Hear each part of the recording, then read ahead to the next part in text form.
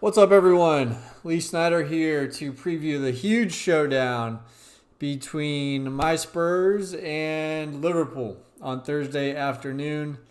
But don't worry, I'm going to check all of my bias at the door because just like you, I want to win money on this slate. And it is a great slate for that. The main GPP is at 60K, which is quite a bit bigger than we've seen for even the classic slates, where we're getting anywhere between 35 and 50K as a large GPP. Also, I'm in the middle of a bankroll challenge. I've worked my way up from $10 to $75 this month. But anyway, I'm going to be focusing on the 20 max quarter GPP, which is also pretty awesome for this slate. First place is $75, so winning 75 on a quarter entry is pretty awesome and something I would recommend taking advantage of. Anyway, let's talk about this match. So here, I pulled up Bovada. The current line had basically a pick'em. Neither team's favored by much. Liverpool is slight favorite here. Total 2.5, but the juice is on the over.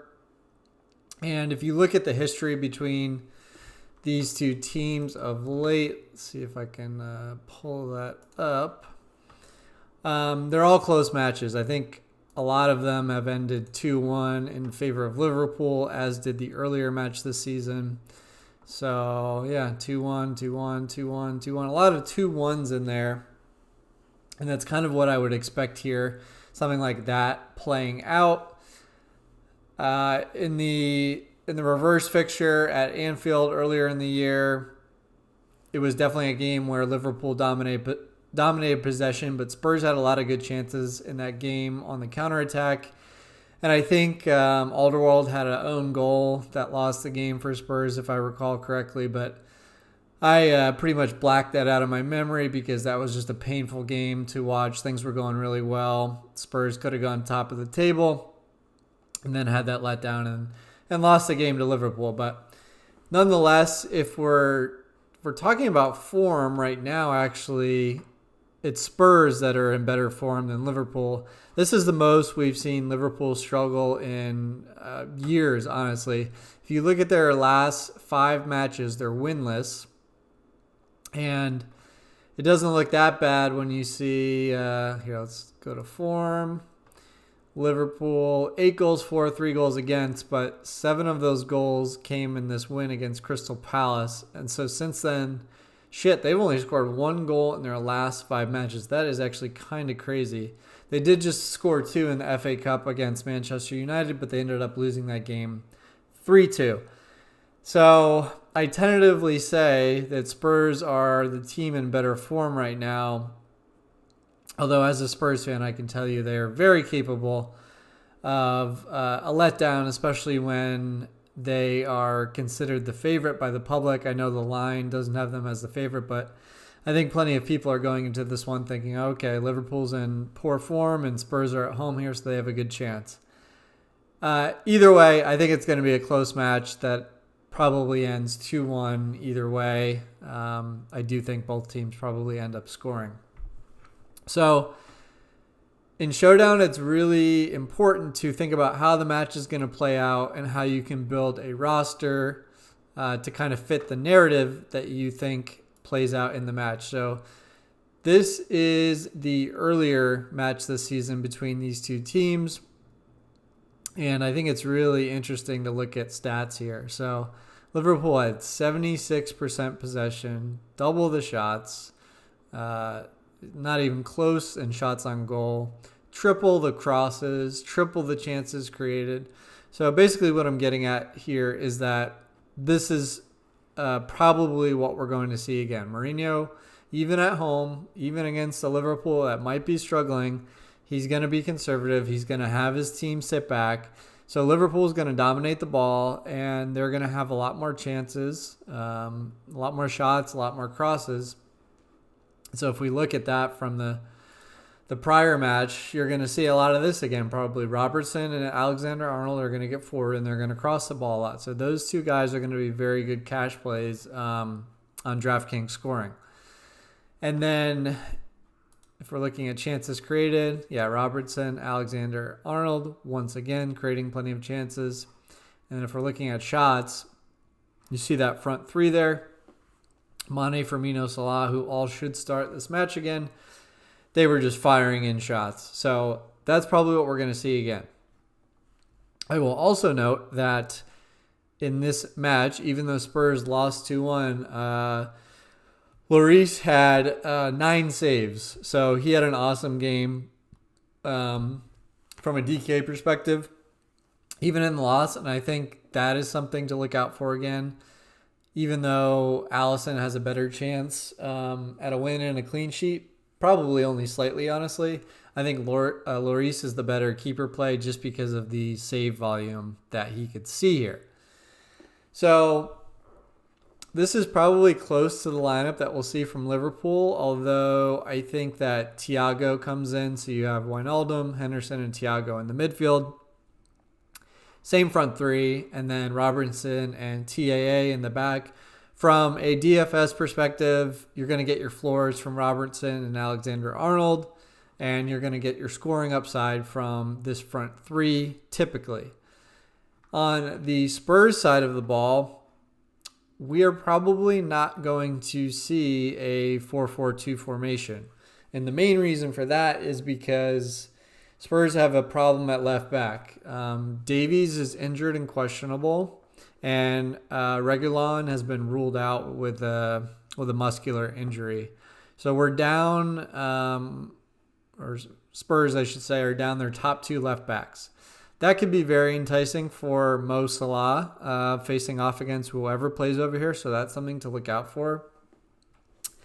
So what will Spurs do at left back, and what formation will they play? I think, first of all, there's a ton of guys that could play left back. Tanganga, who's min price at 3K, has played left back before. I don't think that he plays there. We could see Bergwijn, who played left wing in the match against Liverpool, play like a left wing back with a back three. That's very possible. Some people might joke that Gareth Bale could return to left back. That is absolutely not going to happen. That would be a nightmare. If you've seen the way he's been moving this season, his fitness is just not there. Son has played left back before. That ended very poorly. I think he gave away a penalty the last time he played in that position. And then finally, Serge Aurier could come over for the right and play there. So I think it's going to end up being Aurier or Bergwijn. I actually recalled that this is back in 2017. This might be the last time that Spurs beat Liverpool 4-1.